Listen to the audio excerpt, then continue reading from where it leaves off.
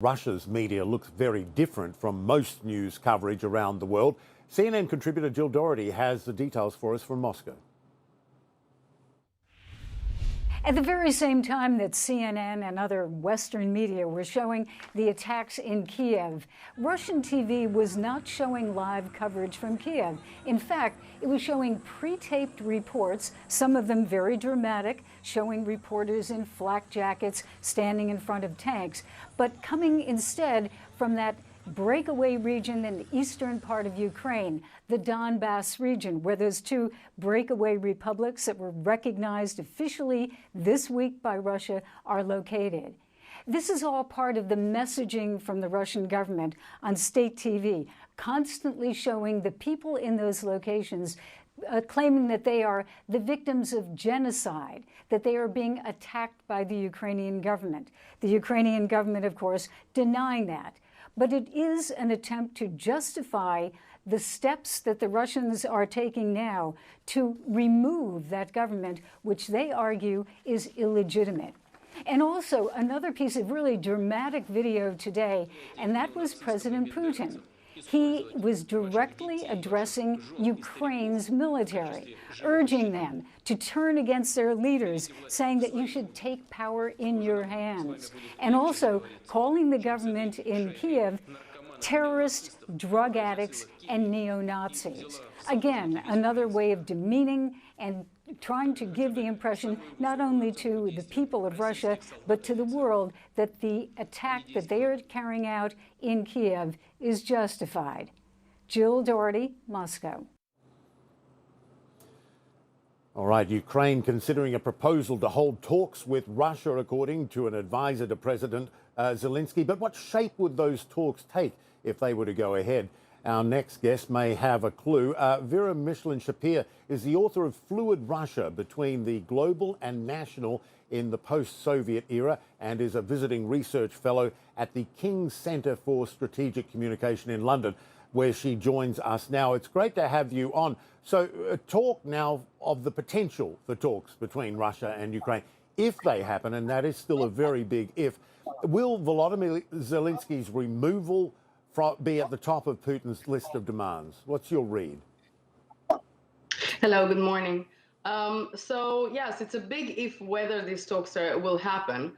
And I think that the talks, how they will happen and what will be their outcome is very much determined by what is actually happening militarily on the ground.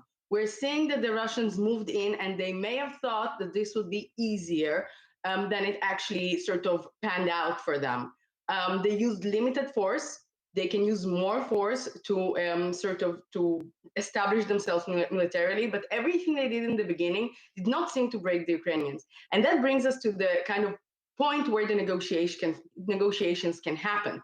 Because for the Ukrainians, if they're stronger on the ground, they understand that the Russians can bring more and more force in. And actually, when we're looking at Syria, the Russians don't have to blitz it.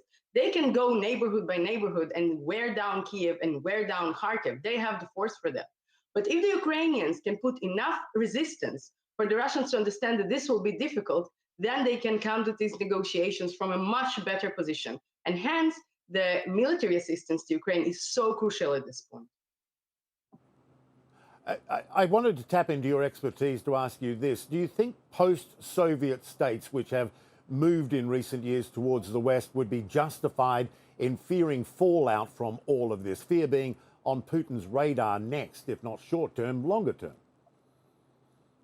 Definitely. This is definitely a direction that we're already seeing. We're seeing this movement in Moldova. We're seeing movements, kind of unhappy movements in Kazakhstan, in Armenia. All of this is already appearing now. And especially it is appearing because, unfortunately, we hear very senior strategic thinkers from Russia saying that this is actually the end of the post-Soviet era, that sort of Russia will reestablish the former Soviet space under its control. So this is obviously very concerning. And if we're talking about a sort of creating unity, I think that down this line, and we're still it's the beginning of the fighting in Ukraine. We still don't know what will happen moving forward, but we see that it will be difficult for the Russians.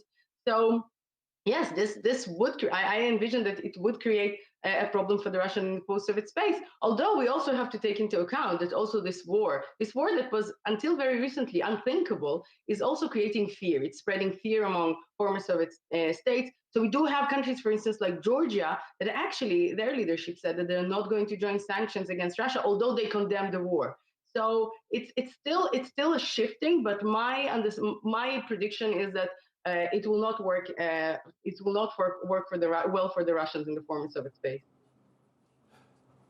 Right. I wanted to ask you this too. When it comes to Putin's reasoning for war, he has, well, frankly, twisted history and made some incredible allegations of, genocide and Nazism, and bearing in mind that the president is Jewish. What do you make of how he has justified the invasion?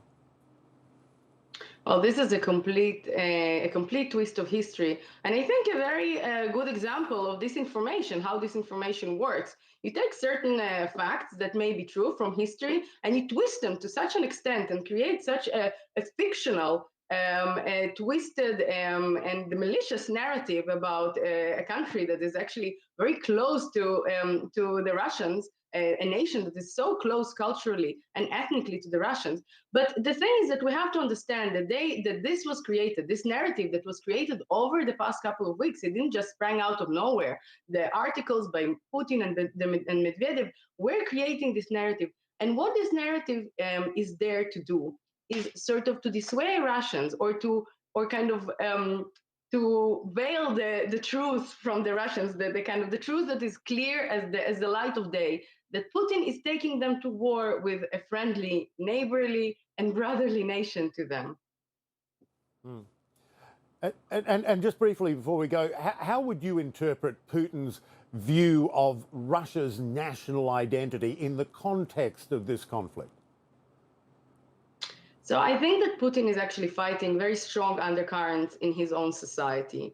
I mean, the Russian society, if you look at how young Russians think and speak, they're moving in the direction of convergence with global values. And he is a man of a different generation. He built his whole regime on resisting these trends. He twisted again with a very strong sort of campaign of 20 years of disinformation about what happened in the 1990s. He twisted it so Russians think that he actually can bring them some kind of stability and security. But I mean, he is fighting, in my opinion, this is a lost cause, because what he's doing is that he's saying that he's bringing back some sort of stability and security for Russian identity, for Russians to feel great again. But really, what he's doing is that he's taking them to this war, trying to sort of to hide it with all this disinformation. But at the end of the day, these currents are stronger than him. Right. A fascinating insight.